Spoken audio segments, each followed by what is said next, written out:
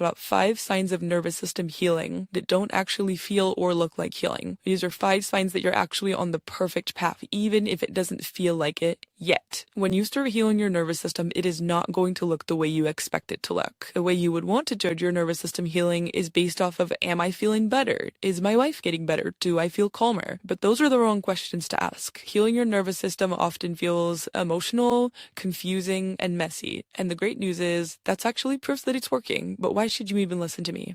I am not sitting here because I read a bunch of books on nervous system regulation or because I took a course in college. I lived it. 20 years of chronic anxiety, multiple years of chronic pain, and experienced burnout from trying to fix myself for 20 years. And I finally learned how to heal when I realized I had to work with my body instead of against it. I went first. So I'm not here to tell you what to do. I am here to help you remember that your body already knows how to heal. So let's get into it. You are feeling more. We all know this is a big part of nervous system regulation.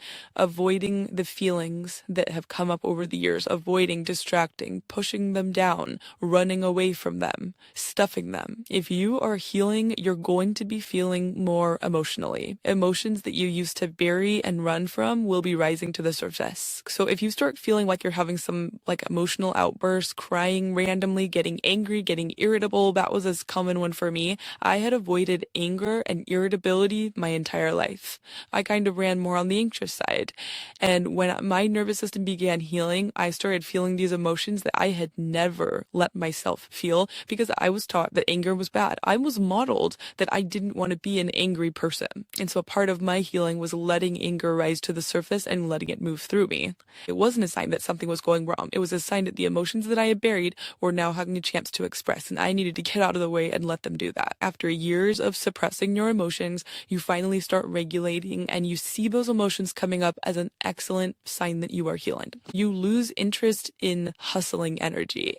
You have become very accustomed to living on cortisol and on adrenaline and on all those stress hormones. And as you start to heal, suddenly you're not able to fake that productive energy. That go, go, go just starts to feel uncomfortable for you. And then also the dopamine hits that used to work really well, maybe when you were overeating or over scrolling or over drinking, they're just not hitting the same way anymore. Another excellent sign. When this happens, you are moving from survival energy to real energy. So we don't want to be running on all those stress hormones all the time. And sometimes it can feel like you're having a bit of a crash, but you're just making the transition from a not living anymore on the chemicals of stress. Please know that rest, boredom, and stillness are going to precede your healing. But if you're feeling those on a more regular basis, that is a sign that you are healing. So notice if you've stopped chasing that dopamine-driven, cortisol-driven high, and you start craving a bit more peace, a bit more stillness, and a bit more rest. You just start craving more alone time. You realize that being alone and having that solitude feels more life-giving to you rather than an avoidance of your life. You start to notice the way your nervous system is reacting when you are out and about.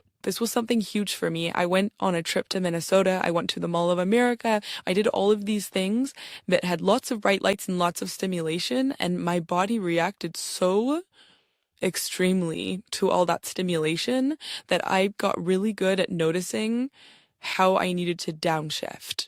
I needed time alone. This process of healing to be so self-trust building. It's another deeper way that we begin listening to our body and saying, hey, I see I pushed you a little bit too hard. I'm going to take some time alone. Instead of being constantly hustling and moving, I needed to start implementing some slowness and some solitude so that I could recoup. And along with that solitude, you may be pulling away from other people within your circles who live in that constant, frantic fight or flight energy. That's also very normal. You may notice that your circle starts to shift. So this isn't a matter of isolating yourself. It's more about being very choosy with your energy and knowing that the energy you spend time around does affect you. For me, this also looked like pulling back from old online patterns, both with social validation or what's going on externally to determine how I should feel internally. Body patterns are changing. This can look very hectic and scary from the outside, but it's actually a good sign that things are changing. Your sleep can become inconsistent. You might need naps. You might wake up up at 3 a.m., you might have a hard time falling asleep, and you may take this as a sign that something is going in the wrong direction, but that is a sign of repatterning. Your digestion may change, your appetite may change, your period cycles might change, because everything is affected by the autonomic nervous system. It runs your hormones, it runs everything going on. There are so many processes that it is running automatically underneath your awareness. So don't be surprised if things get shaken up and you're like, oh my gosh, is this a bad sign? No, oftentimes it is a sign that things are changing in a positive direction. And this part can be hard because you're dealing with physical symptoms and physical changes, and you've been so trained by yourself to focus so intently on what's going on in your body. Be careful not to let this lead you down other rabbit holes or other problems to fix.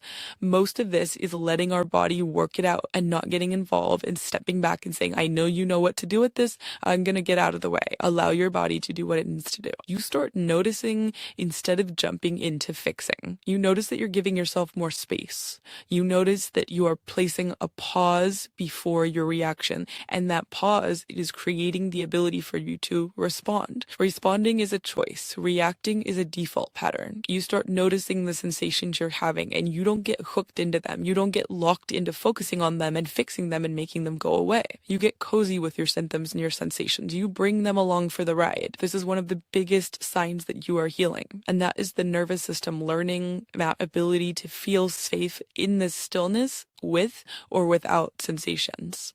It's so important for you to learn how to respond instead of react, because your response is exactly what unwires the symptoms you hate, which means you can get feeling better pretty quickly. When you change your response, your symptoms change. When you change your reaction, you get to exit survival mode. Notice if your old coping tools stop working. You just find that you outgrow them. Whatever used to work doesn't even work anymore, and you're almost forced to find a different way. This is a blessing in disguise. I promise. The second one, you just forget to analyze. Your brain naturally gets quieter and you just realize, oh my gosh, I have so much extra energy and so much extra time because I'm not spending my mental energy analyzing everything that's happening in my body. And the last one is your identity starts to feel uncertain because you have not quite moved from survival to thriving yet. You're in that liminal middle space. You haven't got to the point where you know exactly who you are yet. This is the void between the survival self and the regulated self. It can feel very ungrounded. It can feel very like you're being suspended in midair, but you will land.